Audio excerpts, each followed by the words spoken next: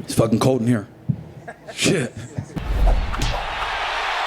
Michael Bisping on the broadcast also said that he sparred with you training for the Luke Rockhold fight and Anderson Silva, and he mentioned that you got the best of him. Can you say that as well? I mean, I'm happy I didn't have to say it first. Fair enough. And lastly, was that the same tarantula that you put on the Schmo last May in the Ruka gym? Schmo is holding a tarantula. All right, can you get this thing off of me, Jalin? We got a tarantula on the Schmo. We're doing it.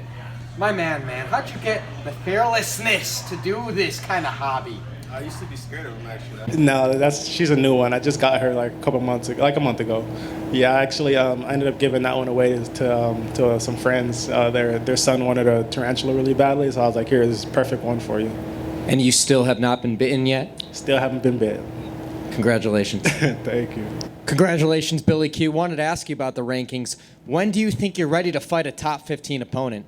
Yeah, I think it's, I know Gavin Tucker's, was kind of in the way of that. He's definitely up there. He's not top 15, but I definitely know I'm getting close. After my first 2 fights, I didn't think I was ready to call people out yet, but Gavin already called me out, so, he can get it. And then, if they need a short notice opponent to fight one of these guys, I really have nothing to lose at this point, and that's a very dangerous fighter because, I'm 3-0. I'm not really worried about I'm not really on the chopping block right now, and, I'm 1 or 2 wins away from, climbing the rankings and fighting on a pay-per-view, a main card, and stuff like that. Clearly, you proved you're not just a survivor. Impressive knockout right there as well.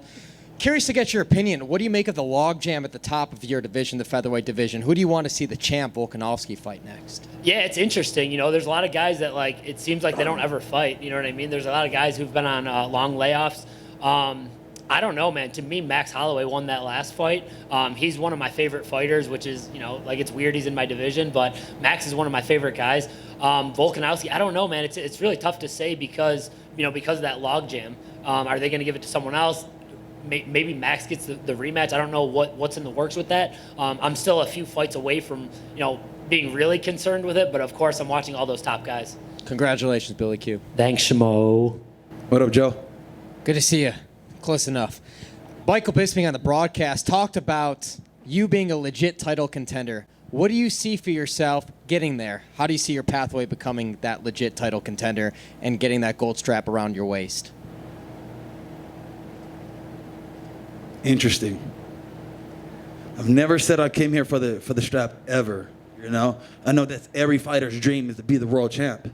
That's not my dream. My dream is to give out good shows, impact people, touch people while I'm here. Who knows? I might be dead tomorrow. You might see me get shot in my streets because they're so dangerous. There's no telling. I don't look that far.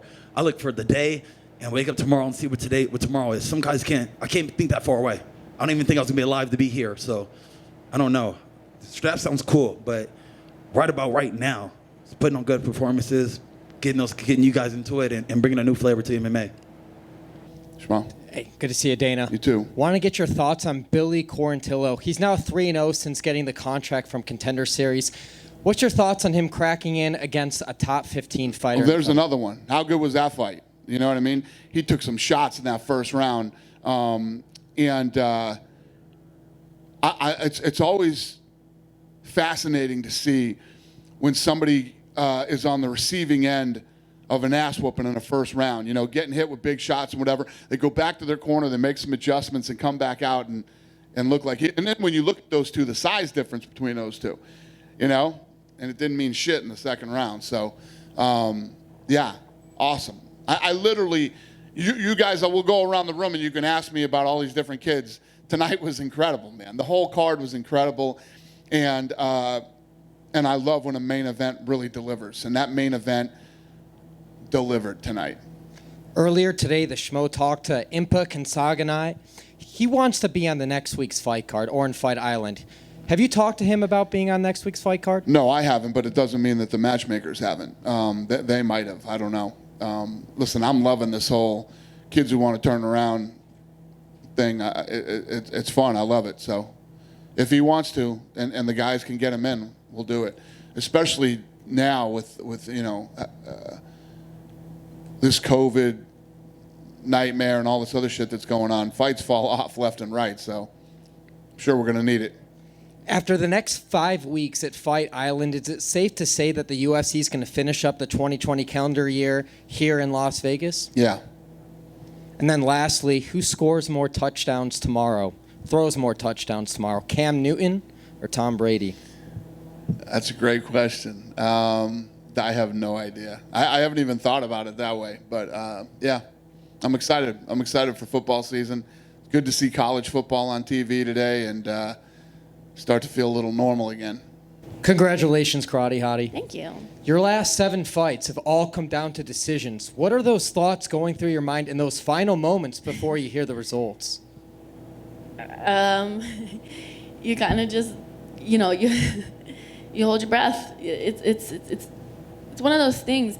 Yeah, my last fights have all gone to decision, but since I've been signed to the UFC, the only person outside of my UFC debut and Angela have all been against top 10 opponents, ranked top 10 opponents. And Angela, like Claudia Gadelha said, is underrated. She should be in the top 10.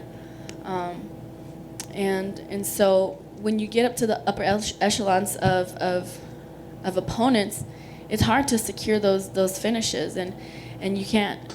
Those are things that you can't plan, or those are things that you can't force. Because if you try to force it, then you can see it. So you just have to let the cards come as they may. Going into the championship rounds, it was kind of back and forth between you two. Where did you see your biggest advantage was against her heading into that 5th round? I think I had. I was landing the harder shots. I was in her face more. I was pushing the pace, and I just wanted it more. Congratulations. Thank you.